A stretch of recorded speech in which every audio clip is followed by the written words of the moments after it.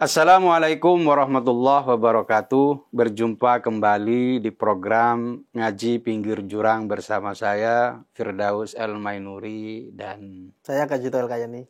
Gimana kabarnya Mas Kajito? Alhamdulillah, kabar baik Mas. Alhamdulillah sehat ya. Sehat. Sehat, alhamdulillah. Mas, hari ini kita akan ngaji ya soal kejadian yang membuat kita sedih ya. Jadi di Depok.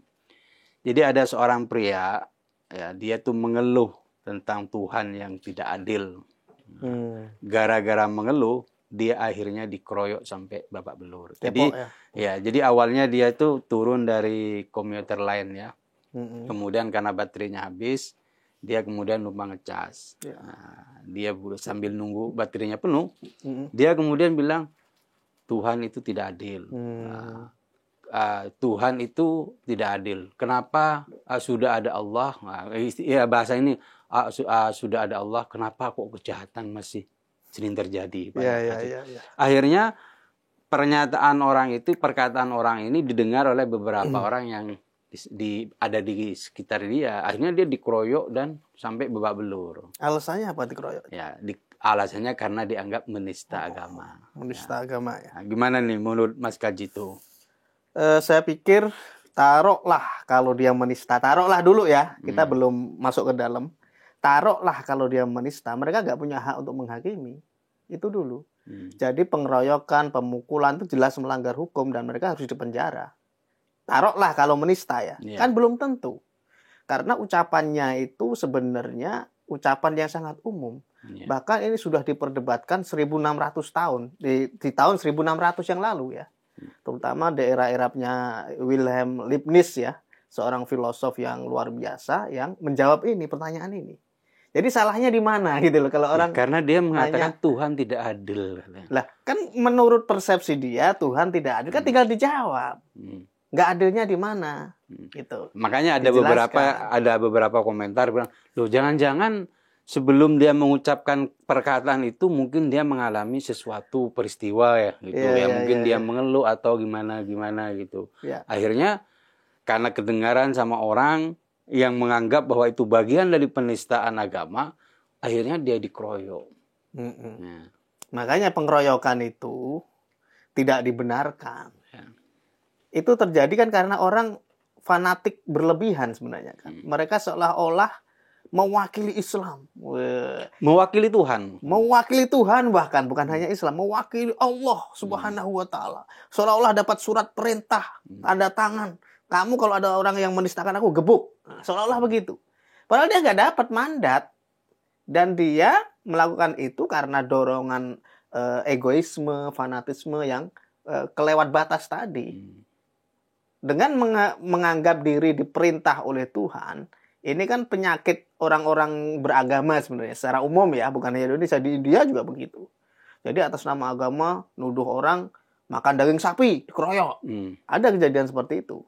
Artinya bahwa mayoritas atau kerangka pikir mayoritas tidak menghendaki apapun di luar mereka itu untuk tumbuh. Apapun yang berbeda dianggap sebagai ancaman. Nah, ini yang terjadi. Karena mereka juga menganggap orang yang memukul ini ya, menganggap bahwa itu salah satu bentuk pembelaan terhadap Tuhan, terhadap Allah. Karena sudah menganggap Allah itu tidak adil. Maka ini kan bagian dari kemungkaran. Menistakan Allah. Mungkin ada salah satu hadis ya Mas yang sering mereka pakai ya. Yang sering mereka pakai itu untuk membenarkan lah ya. Hadisnya itu man ra'a minkum mungkaron falyughayyir biyadihi fa illam yastati fa bilisani fa illam yastati fa biqalbi. Jadi kalau melihat kemungkaran ini dianggap sebuah kemungkaran. Kesalahan ini penistaan. Gitu ya. Makanya harus dipukul, diberantas gitu. Ya, ini saya harus sedikit mengingatkan ya. Tadi saya sempat menyinggung bahwa di tahun 1600 sekian ya, itu orang sudah membicarakan ini, bahkan mungkin sebelumnya sudah ada. Jadi Wilhelm Leibniz ini dari Jerman, filosof Jerman itu sampai membuat 2 tulisan sebenarnya. Yang pertama Confession, yang kedua Theodicy. Isinya mirip sih, tapi yang di Theodicy itu lebih menyoroti tentang pertanyaan apakah Tuhan itu ada? Kalau Tuhan itu ada, kenapa ketidakadilan di mana-mana, kejahatan di mana-mana? Katanya Tuhan Maha Pengasih. Kok orang sakit, miskin, menderita, dipersekusi, dizalimi orang lain, kok Tuhan diam saja gitu loh. Nah, makanya itu dijawab oleh Leibniz dan yang lain-lain bahwa ketidakadilan atau kejahatan itu bukan sebuah dalil untuk meniadakan Tuhan gitu loh. Jadi justru dengan kejahatan itu adalah sebuah bukti bahwa manusia itu punya namanya free will, kebebasan. Jadi gara-gara Tuhan membuka pintu seluas-luasnya pada manusia, manusia diberi pilihan, kamu mau jadi baik, mau jadi jahat, monggo. Kalau dunia ini isinya kebaikan semua, itu Tuhan diktator namanya. Semena-mena. Mungkin sama dengan ini ya, kelompok Jabariyah dan Qadariyah itu mungkin ya. Ya, agak-agak mirip lah. Kalau Jabariyah itu kan segala sesuatu usaha mereka gitu ya. Atau sebaliknya. Sebaliknya itu Jabariyah itu. Jabariyah itu dikontrol Tuhan. Jabar itu ya. Iya. Jadi semua sudah digariskan. Kalau Qadariyah, ya kalau Qadariyah ya free will tadi itu. Free will itu ya. Ya mirip-mirip seperti itu sih. Tapi kalau di sini kan di era itu orang masih dipengaruhi oleh pemikiran teokrasi, dipengaruhi agama lah. Termasuk Leibniz ini masih dipengaruhi oleh agama. Jadi tulisan-tulisannya, pikiran-pikirannya itu ingin menjawab bahwa kejahatan ada. Itu tidak untuk dinegasikan bahwa semua itu kan baik, kan ada yang jawab gitu. Nggak ada yang jahat, semua itu baik dari Tuhan kok. Enggak, kejahatan itu ada karena kalau nggak ada kejahatan, kebaikan nggak akan ada. Untuk mendefinisikan kebaikan karena ada kejahatan. Lawan kejahatan, kebaikan. Nah, justru disinilah membuktikan bahwa ketika manusia itu berjuang untuk memperbaiki diri, melawan kejahatan, disitulah ada nilai ibadah. Gitu loh. Pemahamannya kan begitu. Jadi dunia ini memang nggak sempurna. Kalau pertanyaan filosofis tadi, kenapa sih kalau Tuhan ada, tapi kok ketidakadilan di mana-mana, korupsi di mana-mana, kejahatan di mana-mana? Justru kalau di Indonesia ini nggak ada kejahatan, itu atau di dunia nggak ada kejahatan, itu malah bukan dunia, itu namanya surga. Sudah nggak ideal untuk tempat ujian, gitu loh. Karena dunia ini diciptakan kan kalau doktrin Islam kan tempat ujian. Dari surga, Adam turun ke dunia diuji.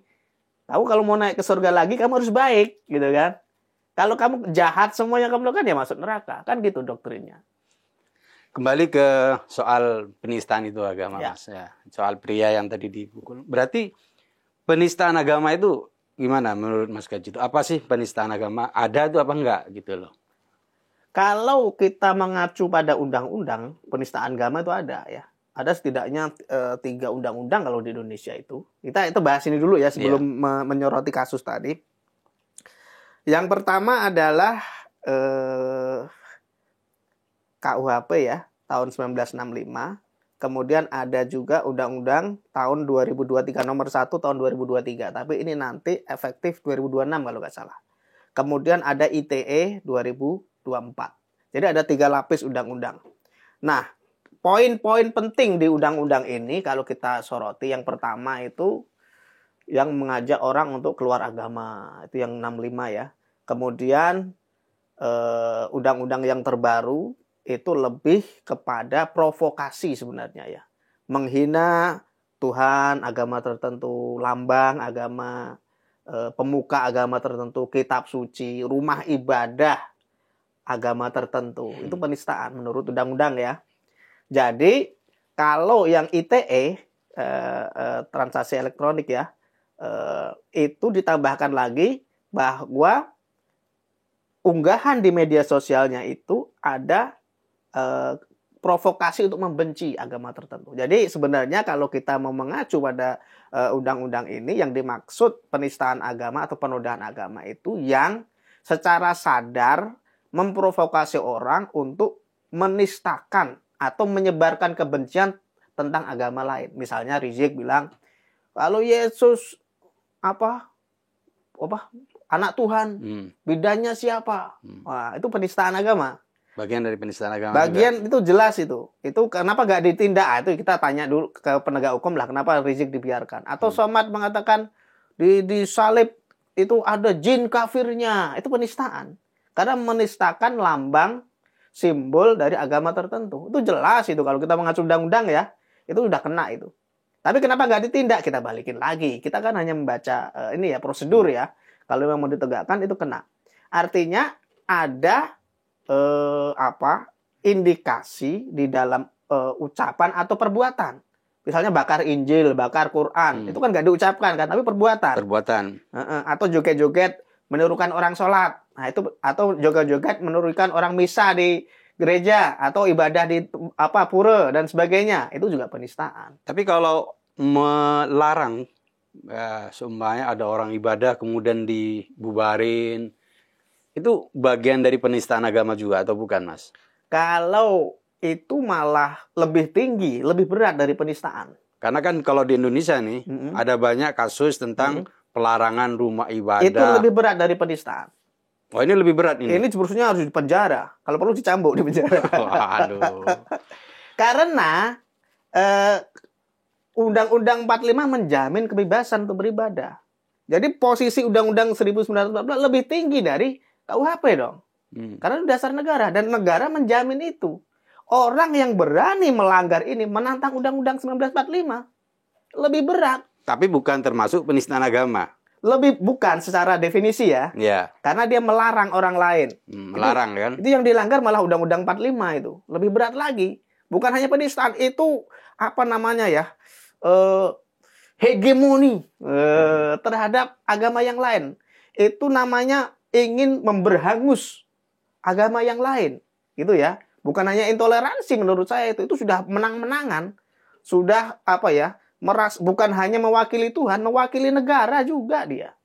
Dan ini yang berbahaya karena saya melihat di kelompok mayoritas ini orang itu kan suka mencaci minoritas agama lain. Tapi giliran Meliana mengingatkan soal azan yang terlalu keras, penistaan agama katanya. Atau soal Ahok lah. Kalau Ahok memang ada dikit-dikit tapi nggak kena sebenarnya ya. Karena dia hanya menyitir oknum yang dimaksud. Tapi karena dia membawa ayat-ayat Al-Maidah, itulah yang jadi fokus. Apalagi tensi politik sangat tinggi saat itu. Gitu. Nah, giliran minoritas begitu, gercep. Gitu loh. Giliran Ustadz terkenal, Abdul Somad, Rizik Syihab, Bahar Smith, atau siapapun itulah. Ya. Itu dibiarkan saja. Ya kalaupun dipanggil minta keterangan, udah nggak diproses gitu ya. Ini yang saya rasa orang-orang ini harus belajar agama lagi lah, karena itu sudah diperingatkan oleh Quran ya. Kita itu nggak boleh mencaci agama lain, karena nanti dia mencaci kita, gitu ya. Itu dijelaskan dalam Al-An'am ya, ayat 108. Bismillahirrahmanirrahim. Wala tasubbul ladzina yad'una min dunillahi fayasubbullaha adwan bighairi ilmin kadzalika zayyana likulli ummatin amalahum tsumma ila rabbihim marji'uhum fayunabbi'uhum bima kanu ya'malun. Di sini kan jelas, janganlah kamu mencaci orang-orang yang menyeru, istilahnya yang menyembah Tuhan lain gitulah gampangnya ya. Kenapa? Karena kalau kamu mau mencaci mereka akan balik mencaci Tuhanmu dengan melebihi batas. Kan logikanya gini kan, kalau Mas Firdaus diejek bapaknya, balasnya lebih-lebih, gitu loh. Nah, itu kamu menzalimi Tuhan, karena Tuhan nggak ngapa-ngapain, tahu-tahu dimaki sama orang lain gara-gara kamu memaki agamanya. Ayat ini turun memang dulu kan di Mekah itu kan Muslim ya, sahabat-sahabat yang baru itu kan memang ada konflik sama Quraisy, orang-orang Quraisy ya, yang masih nggak beriman itu ya, termasuk paman-pamannya Nabi, ada Abu Lahab, Abu Sufyan, macam-macam lah ya. Nah kemudian mereka di akhir-akhir hayat Abu Thalib pamannya Nabi, mereka datang ke rumahnya Abu Thalib dan minta, ini ponakanmu tolong ditertibkan, bahasanya gitu ya. Ini kok menghina sesembahan kita ini, gitu. Wah nggak baik ini, tolong inilah gitu. Nah, kemudian dimediasi. Wah, Muhammad ini keluarga kaummu, kalau bahasa Abu Thalib, kaummu ini minta kamu tuh umatmu lah, bukan Nabi Muhammad. Muhammad nggak mungkin mencaci kan. Umatmu ini untuk berhenti menolak berhala, gitu ya. Permintaannya begitu. Kemudian ini berkaitan dengan ayat tadi, larangan untuk mencaci supaya tidak dicaci balik. Ya meskipun saat itu Nabi Muhammad menolak. Loh kalau kamu mau ngucapin la ilaha illallah, oke, saya berhenti katanya. Ya tapi meskipun begitu tetap ayat ini turun ya. Artinya proses mencaci meskipun itu tujuannya baik itu nggak boleh. Ya apapun itu bentuknya. Abdul Somad bilang itu kan sesuai dengan syariat misalnya, nggak boleh. Atau Rizik Syihab, saya kan hanya ngajarin umat sesuai agama saya, nggak boleh. Apapun tujuannya, ayatnya sudah jelas. Jangan kamu mencaci sembahan lain, terkandung maksud. Jangan kamu mencaci ibadah orang lain, kitab suci orang lain, ritual orang lain, pemuga agama orang. Jangan kamu caci. Kenapa? Nanti serangan baliknya lebih besar. Dan mereka menyerang itu karena mereka nggak tahu, gitu loh. Artinya mestinya kamu berdakwah dengan wajah yang ramah supaya mereka paham Islam. Gara-gara kamu mencaci mereka, mereka jadi anti terhadap Islam. Akhirnya Islamophobia, gitu loh. Itu yang terjadi. Dan ini yang saya rasa harus disadari oleh umat Islam di Indonesia. Jangan semena-mena lah kamu jadi mayoritas. Mentang-mentang kamu di sini, giliran kamu nanti di luar sana diintimidasi, kamu teriak-teriak, ya. Kalau di Indonesia kan Islam mayoritas ya. Kalau di beberapa negeri kan, di luar negeri kan Eropa, Islam jadi minoritas ya. Jadi minoritas. Akhirnya penistaan agama itu akhirnya kan ini Mas, sering menimpa kelompok yang minoritas. Ya. Jadi kalau kelompok yang minoritas itu mudah sekali dipersekusi, bahkan hukum kadang ya. Kayak terlihat tumpul gitu kalau ke mayoritas ya. Iya, faktanya kan itu. Seperti kasus di Depok sampai sekarang belum diproses ya. Belum tahu kemarin sih sudah ke polisi, sudah melaporkan sih katanya. Iya, sudah 2 hari yang lalu itu. Tapi belum itu fakta bahwa kalau ada pelakunya mayoritas dan ada indikasi korbannya itu minoritas, itu santai, gitu loh. Karena nggak ada backup. Itu yang ini sangat pelakunya korbannya juga Muslim Mas. Muslim tapi dia minoritas karena dia dianggap menista. Kan gitu kan ininya logik mereka begitu. Kalau saya bilain yang ini saya dikecam yang gede. Mending saya ulur-ulur. Mungkin gitu, saya nggak tahu prosesnya ya. Mungkin masih diproses atau belum atau baru diselidiki, kita nggak tahu. Tapi sejauh ini yang saya tahu belum ditangkap pelakunya ya. Kan gampang sebenarnya kalau mau nyari pelakunya, kan orang yang jual dimsum kan dia kelihatan banget di depan itu kan, siapa aja saksinya banyak kok, bukan sesuatu yang terselubung. Yang ingin saya ingatkan adalah bahwa tadi pernyataan orang yang mempertanyakan keadilan Tuhan itu bukan kejahatan Mas, justru orang ini kritis gitu loh, bukan orang bodoh yang taklid buta.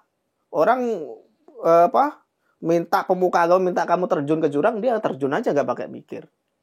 Seperti ngikutin orang buta kan. Ini orang kritis. Orang kritis itu kalau nanya ya dijawab. Tapi kan dalam pemahaman mayoritas umat Islam kan ya kita tahu lah bahwa Allah itu adalah maha adil. Jadi ketika ada orang Islam yang mengatakan Allah itu kok tidak adil gitu kan. Ya, itu kan sebenarnya kalau kita mengacu pada undang-undang tadi itu belum masuk delik Mas. Belum masuk konteks hukum. Belum masuk ke penistaan agama. Belum masuk ke penistaannya. Karena dia nggak menistakan agama manapun. Dia dianggap menista agama Islam. Loh, kan dia menyebut Tuhan. Atau Allah di situ sebutnya. Oke, kalau dia menyebut Allah pun dia nggak Tuhan itu tidak adil, ada Allah kok masih banyak kejahatan. Ya, itu kan nggak spesifik mengatakan dia menista atribut agama, pemuka agama seperti salib. Dia nggak menistakan cara sholat, dia nggak membakar Quran. Menistanya di mana gitu loh. Dia nggak mengolok-olok ayat dipleset-plesetin, mengolok-olok Nabi Muhammad, enggak kok. Dia berpikir kritis, dan pertanyaan itu sudah ratusan tahun yang lalu udah dilakukan orang. Berarti kan orang-orang yang mukulin si korban ini kan mereka tuh nggak baca buku aja. Kalau mereka baca buku tuh mereka paham bahwa ini pertanyaan filosofis sebenarnya. Dan ini bagus untuk merangsang otak itu supaya tumbuh gitu loh. Otaknya tuh nggak terlalu murni karena nggak pernah digunakan gitu. Kalau mereka berpikir kritis bahwa Oh, ternyata pertanyaan itu jawabannya gampang kok. Misalnya free will tadi, bahwa manusia itu punya kehendak bebas. Karena itu kejahatan dan kebaikan itu diberikan ke manusia, dipasrahin. Udah, kamu mau jadi pencoleng atau jadi orang jujur, monggo. Kamu jadi orang soleh, jadi orang tukang maksiat, silahkan. Gitu loh. Kamu mau ateis, mau beriman, monggo. Nggak ada yang maksa, gitu kan. Artinya bahwa ketika orang yang berpikir kritis itu diberikan penjelasan, bisa jadi dia malah tercerahkan. Oh gitu ya. Terus dia akan sadar bahwa dunia itu hanya sementara. Gitu loh. Kalau orang Jawa bilang mampir ngombe katanya. Mampir minum itu sebentar Mas. Masa mampir minum sambil nginep? Nggak mungkin dong. Mampir minum itu mampir minta minum ke tetangga atau ke orang atau rumah orang gitu ya. Habis minum kan pulang. Nah, dunia itu digambarkan seperti itu, dan di waktu yang sangat sebentar itulah sebenarnya manusia diuji, gitu loh. Ini bukan akhirat, makanya yang namanya akhirat itu kan akhir dari seluruh fase. Nah, di dunia ini kita ada, kalau kita baca doktrin Islam, doktrin Kristen gitu ya. Kalau Buddha agak beda kayaknya. Hindu mungkin sama. Itu sama, Yahudi sama itu. Artinya bahwa di panggung dunia inilah kita dilupakan. Karena di alam arwah itu sebenarnya kita sudah bersaksi bahwa Tuhan itu, Allah itu Tuhan kita. Banyaklah yang di alam arwah itu kita tahu. Umur roh kita tuh sama dengan rohnya Adam, kan gitu. Dengan rohnya Nabi Muhammad, gitu. Nah, ketika di dunia kita dilupakan. Makanya ketika di akhirat nanti ada tuh yang diayatkan fakasyafnya gitu kan. Dibuka, tutup kita itu dibuka ingatan kita dari sejak alam arwah itu. Dan semua perbuatan kita di dunia ini dibuka semua. Ingatan kita balik semua. Makanya orang waktu itu baru dihakimi. Jangan orang baru nanya keadilan Tuhan di Depok, digebukin. Pengadilannya nggak di Depok, Mas. Pengadilannya di akhirat. Salah dan benar di akhirat. Bisa jadi orang yang nanya-nanya ini orang pinter yang ngetes gitu kan. Jadi jawab aja lah. Tuhan itu kenapa kalau ada Tuhan atau Tuhan itu adil atau maha pengasih gitu ya. Sebenarnya sumbernya dari doktrin Kristen ya. Awalnya pertanyaan ini muncul. Ajaran Kristen itu kan ajaran kasih ya. Tapi kenapa kok banyak ketidakadilan? Kok Tuhan diam aja sih, cuek-cuek aja? Kalau maha pengasih kenapa nggak ditolong? Kejahatan begitu. Nah, jawabannya itu. Free will tadi. Kemudian ini tempat ujian. Kemudian karena ada kejahatan, maka ada kebaikan. Kalau Anda amar ma'ruf tadi kan, ada amar ma'ruf nahi mungkar. Karena ada kejahatan, kamu dapat pahala. Misalnya ada orang gebukin istrinya berlebihan, gitu ya. Gebukin aja nggak boleh, apalagi berlebihan, ya. Kamu mencegah kejahatan itu, dapat pahala dong. Atau ketemu maling, kamu tangkap, dia melakukan kejahatan kan sama warga misalnya, nangkap aja jangan digebukin, itu melanggar hukum. Kamu tangkap, kamu serahin ke aparat, itu kamu berbuat kebajikan. Jadi, kenapa ada kejahatan? Kenapa ada ketidakadilan? Supaya kamu bisa beramal. Kalau semua orang baik, semua ibadah, semua lah, kamu nahi mungkarnya mana? Nggak ada kan? Ya. Dan kamu nggak di dunia namanya kalau semua serba indah, serba baik, serba nikmat. Kamu di surga, Mas. Jadi, Mas, begini, Mas. Jadi, pengorokan di Depok itu kan salah satu bentuk fanatisme agama. Ya. Nah, ini kan sebenarnya berbahaya kan, bentuk toleransi. Ya, ini kan menganggap orang lain bersalah, dirinya yang merasa benar. Ini kan sebenarnya panjang ya, Mas ya. Jadi fanatisme agama ini kan tidak muncul sekaligus, pasti ada momen-momen sebelumnya gitu. Ya, kan. betul. Nah, gimana, Mas? Ya, ini kan sebenarnya menumpuk ya dari proses yang sangat lama. Kita nggak bisa mengatakan bahwa fenomena ini baru terjadi, tapi bibitnya itu sudah lama. Lalu siapa yang paling berperan dalam memperparah kondisi ini? Para dai, para pemuka agama. Kalau kita mengatakan mayoritas di Indonesia Islam, pemuka agama Islam berarti dai-dai yang nggak becus dakwah ya, yang mu'alaf masuk Islam dari non Muslim masuk Islam, menjelek-jelekan agama Kristen, gitu, agama Hindu, agama Buddha. Ini yang merusak atau memperdalam kebencian pada umat lain, gitu loh. Ada pemuka agama yang mengolok-olok atribut atau simbol-simbol keagamaan orang lain, mempertanyakan Yesus, mempertanyakan salib, ya. Ini belum yang mencegah beribadah ya, yang mengolok-olok, yang mencaci, yang dilarang oleh Quran tadi. Kalau yang mencegah, menghalangi orang beribadah, wah itu lebih berat lagi itu. Makanya saya selalu kalau ingin mengakhiri kasus-kasus semacam ini, yang pertama ditertibkan siapa? Pemuka agama. Corongnya ini dulu dibenerin. Kalau toaknya ini ngawur, comberan ya, penuh caci maki, ulama tapi kok suka maki-maki, itu ulama siapa apa sih? Gitu loh. Ya makanya umatnya berangasan. Dikit-dikit awas bahaya kristenisasi kan gitu. Sedikit-sedikit awas bahaya Syiah, awas bahaya dan lain-lain lah, banyak lah. Ahmadiyah. Ya kalaupun mereka bergerak, kalau kamu nggak ikut jamaahnya ya udah, kamu perlu perkokoh itu umatmu. Jangan kamu musuhin yang lain. Mau sama-sama sales Mas. Nawarin nih mobil saya ini. Bagus, bagasinya luas, kursinya empuk kan gitu. Menawarkan ke khalayak. Ini enggak, kamu jadi sales mobil. Ada orang menawarin mobil lain, kamu halang-halangi. Kamu persekusi atas nama kamu, brandmu sudah brand besar. Dan ini yang terjadi di Indonesia. Makanya saya berharap, pemerintah terutama ya, Menteri Agama tuh jangan bubuk manis lah. Berarti ini Mas ya, berarti yang paling berperan itu sebenarnya ulama ya. Ulama, tokoh agama dan pemerintah ya. Betul. Untuk meredam emosi masyarakat ya, umat Islam biar tidak mudah tersulut. Ya. Kalau ada sedikit-sedikit penistaan agama, sedikit-sedikit penistaan agama. Ya itu, makanya pemerintah itu harus tegas, Kementerian Agama terutama ya, karena Kementerian Agama itu ada untuk mengurus agama. Udah nggak ada kerjaan lain sebenarnya dia itu. Untuk mengurus agama. Nah ini kan pemuka agama tolong ditertibkan lah. Yang mulutnya comberan, yang suka memprovokasi, yang intoleran itu nggak usah dikasih izin. Perlu lisensi. Dai itu. Kalau kamu ulama, kamu punya pesantren, kamu koar-koar memprovokasi kebencian ya nggak boleh dong. Nggak boleh. Karena biasanya Mas, orang yang pelaku pengeroyokan itu akan merasa, wah saya ini paling Islam. Didukung. Saya ini merasa paling Islam karena saya berani melakukan memukul seseorang atas nama Tuhan. Betul. Apalagi didukung sama ormas semacam MUI. Kasus AHA dulu kan gitu.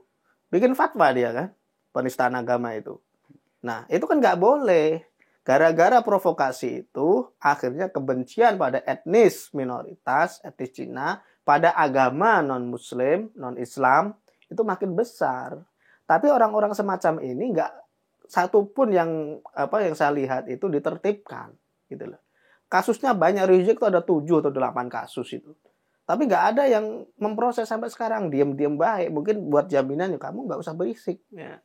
Kalau berisik saya kandangin ya. Tapi kan hukum nggak boleh begitu Mas. Itu namanya tajam ke bawah, tumpul ke atas. Nggak boleh dong. Hukum harus sama. Tajam ke semua lini, ke atas ke bawah sama-sama tajam. Jadi umat minoritas yang ditindas di Indonesia ini merasa dilindungi oleh negara. Apa gunanya Undang-Undang 1945 menjamin kebebasan pemeluk agama untuk beribadah sesuai agamanya kalau dicaci maki, mau ke gereja, membangun gereja izinnya dipersulit, di demo, orang mau ibadah nggak boleh, ya kan? Bahkan ada itu yang orang sedang ibadah di gereja sementara ada toa bacain Quran, itu kan ininya nggak dipakai Mas, macet.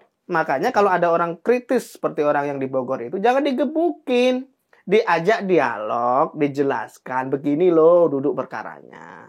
Bukan Tuhan tidak adil, bukan Tuhan tidak pengasih dan penyayang, tapi ini begini.